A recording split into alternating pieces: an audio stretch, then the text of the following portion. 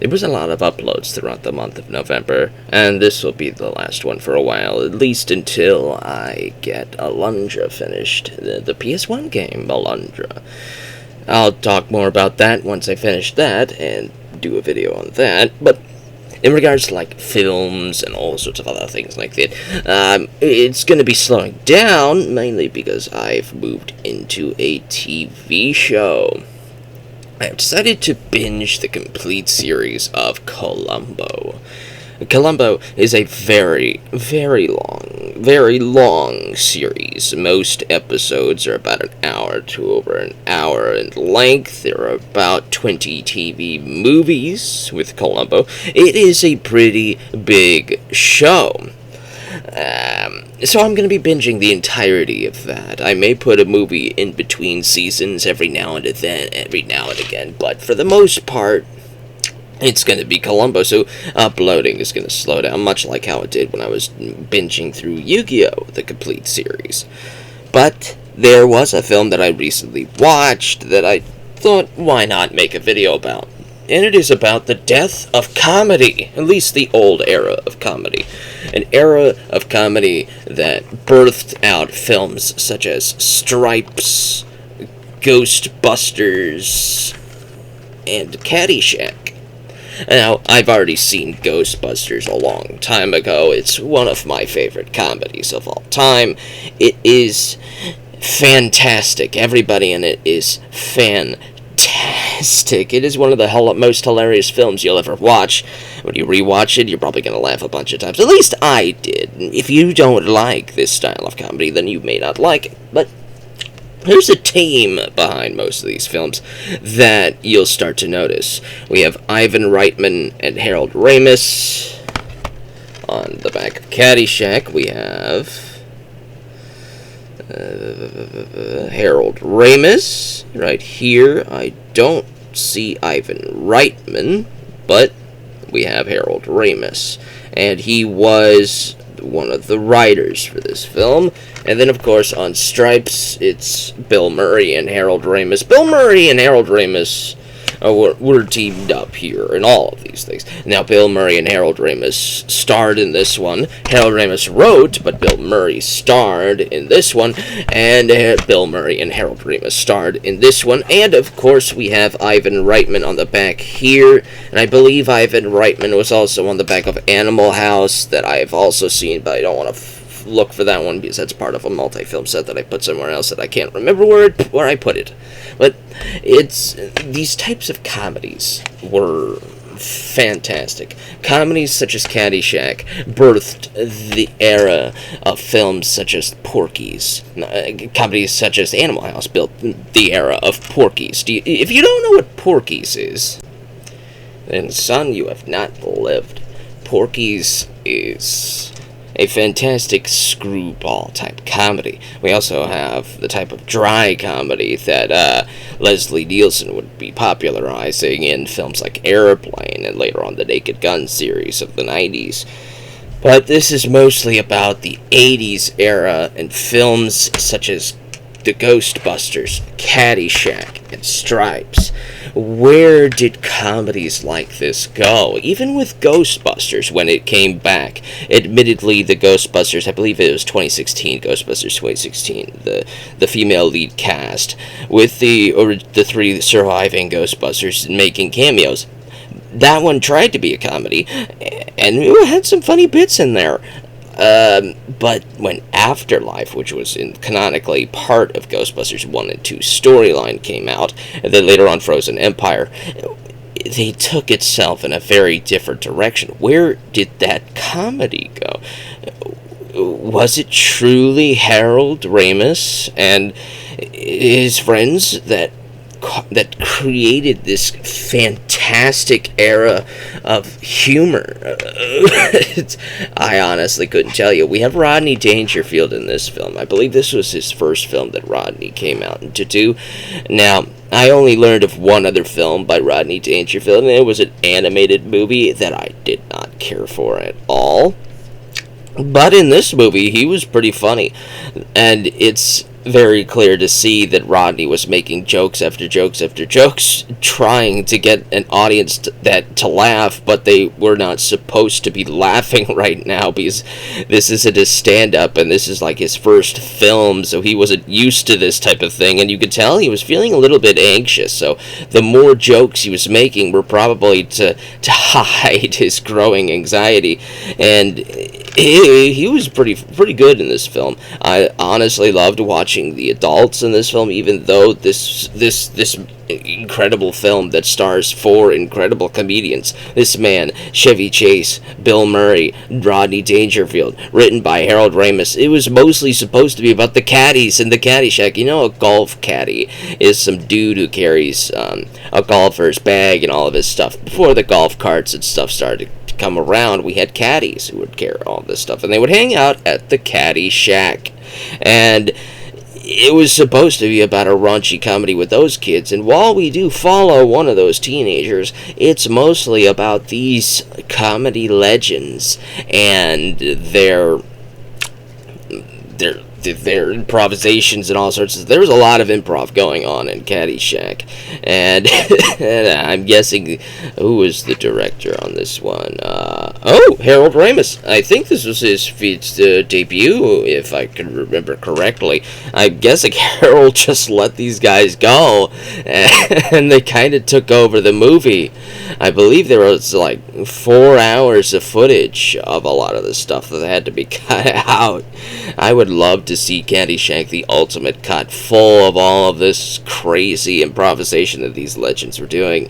It was fantastic. I think Caddyshack was one of the last films of this dude. I keep forgetting his name, but he was fantastic in this film as well. He and Rodney Dangerfield were having like this sort of rivalry going on that kind of reminded me of Animal House with Animal House and the Dean dude, and they were having this going at it bit, and that was fantastic. Bill Murray's war against this this little guy was fantastic. Chevy Chase and his dry wit, also fantastic. This is one of the first films I've ever seen with Chevy Chase in it, and I could start to really appreciate his comedy. Ghostbusters, naturally, I've already talked about that plenty of times. This comedy duo of Bill Murray and Harold Ramis, alongside the story bits from Dan Aykroyd. He's a crazy Ghostbusters dude, and so he really brought that story into there. Harold and Bill, though, brought the comedy with our boy Rick Moranis carrying some more comedy in there. Star Power by Sigourney Weaver. There's a bunch of other people going on in here. This film is fantastic. With Ivan Reitman. Ivan Reitman was also in the Animal House team. Ivan and Harold, they go for all this stuff, had lampoons and stuff. Harold with National Lampoon was fantastic. I have a bunch of Lampoon films, but I don't have a bunch of the original era with Harold Ramis Lampoon stuff. So when I finally watched Animal House this year, I was very, very pleased with myself. It was a very good film. Stripes was the latest film that I watched by this team of extremely talented people, and it just once again reminded me that we don't really see comedies like this anymore. At least I don't. If we do make comedies like this, they're probably on streaming services that I've never heard about or I don't subscribe to, and I've never seen them.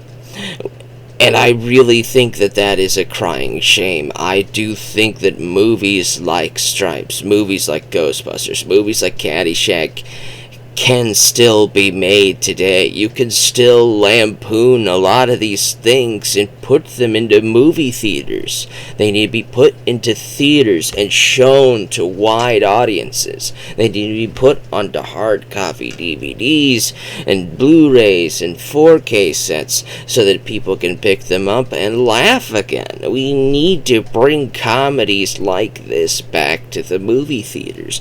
We just don't see them anymore. Porky's. We don't see Porky's anymore. We don't see Animal House. Even though Animal House has been lampooned and parodied to death, all sorts of things. There's an episode in Futurama where the crew goes to Mars University and Bender gets involved with Robot House. It's basically an Animal House episode. And I never knew that because I watched that episode of Futurama years and years and years ago, way back in the early 2000s. I loved that episode to death, and I had no idea that they were parodying Animal House until I recently watched Animal House.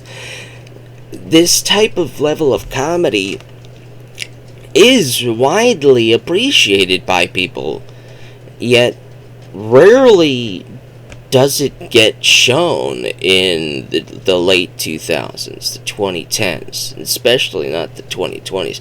Apparently, Bodies, the film that I absolutely destroyed a couple years ago, was apparently a comedy. I wasn't laughing.